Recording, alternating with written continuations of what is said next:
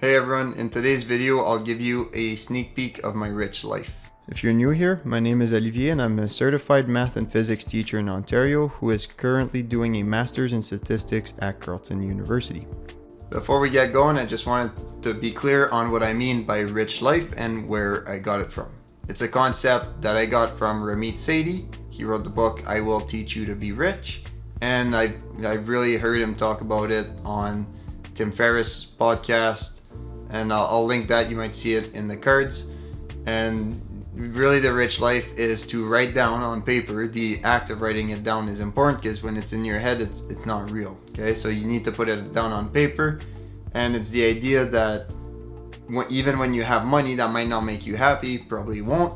So you want to write what are the things that you think are gonna make you happy and strive towards that. Because a lot of us and the people, the client he's been working with, have the money and yet are miserable. And often there's like a cheap problem, so he gives them the $100 challenge, like spend the $100 on something for yourself, and so that's the challenge. So if you think you have a problem for being cheap, you can try that $100 challenge. But the rich life is to write like the things that you really enjoy, and everyone's rich life is going to be different, and I'll list mine below. But that's kind of the idea. Is for someone, a rich life could be to not work, or to work only the first 4 hours a day. For someone else, the rich life could be something more like Bill Gates, for example, work a lot and then take a week at his cottage and run the world, basically, right? So everyone has a different rich life, but it's to become intentional about that. Some people it's more material, and for me it's going to be a mixture of both. And one more thing before we get going, I wanted to touch on Dan Gilbert's paper called If Money Doesn't Make You Happy, Then You Probably Aren't Spending It Right. And he authored this paper with a bunch of people, but there's 8 principles to help you spend your money to make you happy. So I wanted to inform my rich life by keeping those in mind at least. Okay, so number 1, buy more experiences and fewer material goods. This one's not obvious because there's things that are both material and experiences. For example, riding a car. A lot of people, it's Teslas, right? Like if they have money, they're gonna buy a Tesla. Well, having a Tesla is an experience. So just keep that in mind. Like I like my bike, but I bike to school and that's an experience every day, right? So keep that in mind. And the second one is people who use their money to benefit others rather than themselves tend to end up happier. So you can think donations, gifts to families, investing in people, that kind of thing. Number 3, buying many small pleasures rather than fewer large ones. To me, that definitely applies. I like small treats. Some people like only the big things. Know who you are. Number 4, don't worry about extended warranties and other forms of overpriced insurance. Gilbert, obviously that's not black or white advice.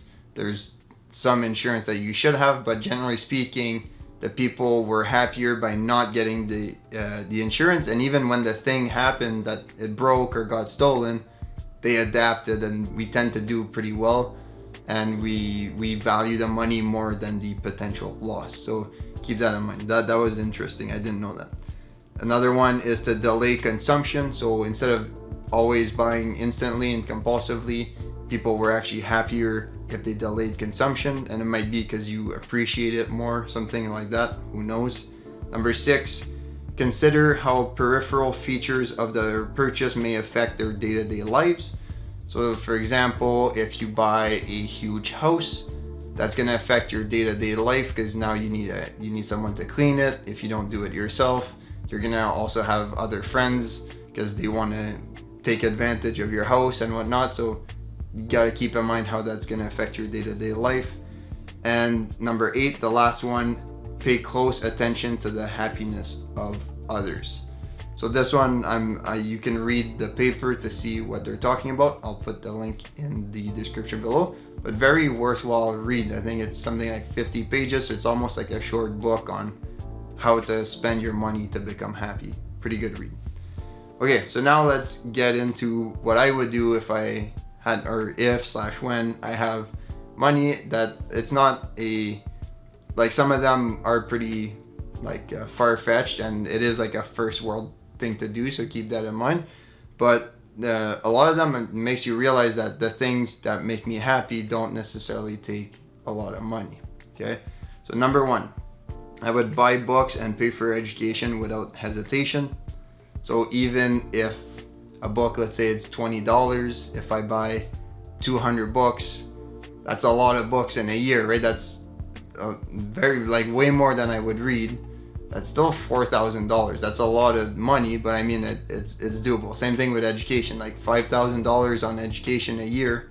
That's less than what we pay for in university, right? So when you reframe it like that, it's not that much to have continual learning and actually improve, and you're probably gonna make money, because the types of book I read anyways, I end up making videos like this, which maybe one day I'll make $1 out of it. And number two is host people without thinking about money. So I want my friends and my family to just come to my place, and I don't even consider money that I'll be paying for them. It's just they're coming at my house and I'm the host. And it'd be nice to have money. I want to be able to do that. I want to be the person to take care of people because they want to take a break and visit, or because they actually need a place to stay for a bit. One thing is to start working at 1 p.m. or desired time every day. So basically that I can choose whenever I start my obligated work. I would for sure wake up early and still do this type of work and whatever I want to do. But that's the kind of the point, is I want to be able to pay myself first every day, invest in the things I want to do, and then kind of do the things that are good for me and that I want to do. So for me, for example, it would be like I would teach at a school in the afternoon, and I would do all my own things in the morning, something like that. Another one is to pay for fitness classes or fitness equipment without hesitating. For me, fitness, health is really important, and sometimes I cheap out, and call it cheaping out or not, like I don't buy the things because at the end of the day, like, you don't need it to do it in a lot of equipment or classes to be healthy. So that's kind of my justification. But it'd be kind of nice to just buy things and pay for coaches, pay for a personal trainer, for example, for health, because I think it would actually help. Okay, not having to look at the price of the grocery store, that we're already pretty close, because we've realized that even when we don't look at the price, we don't end up spending that much more because we make a list. So we go off the list a little bit, but it's still within our plus minus 10%, right? So that one's already pretty good. I would like to donate to charities and local organizations that mean something to me. That would be nice. I would like to be able to volunteer without feeling like I could be getting paid. So that's the thing with tutoring right now. I would love to tutor as like a volunteer to help people, because right now I kind of feel obligated to charge money because I kind of need that money to justify it for my time because I'm busy. But eventually I think it would be awesome to tutor at some local place and just as volunteering, to not think about the money. I would like to continually take university courses or get coached. That would be nice. It's kind of the first point with education. I would like to have the financial confidence to say no to opportunities instead of saying yes for money. So let's say I get a job offer that it's pretty stable. I wish I had the financial confidence that I can say no and take more risk. That would be nice. And again, I'm kind of there. I try to do it and I try to navigate until I have enough money. And that question of enough is a big one. What is enough for your rich life? And that's a really big one. And for me, it's not that much. It's making $100,000 a year to live a rich life. And obviously, even if I live my rich life, it's not like I'm going to be blissfully happy. So just keep that in mind. Feeling good about outsourcing the things I don't enjoy. So chores, even video editing, that type of stuff. Not worry about any decisions that cost less than, I put $100, but that could be more, that could be less. I'll change the number depending on the circumstances. So if something happens that's an extra $20, I might just say, don't even worry about it, just do it. Having the means to invest in or fund the projects of people I believe in, that would be cool. An hour of my time is worth X.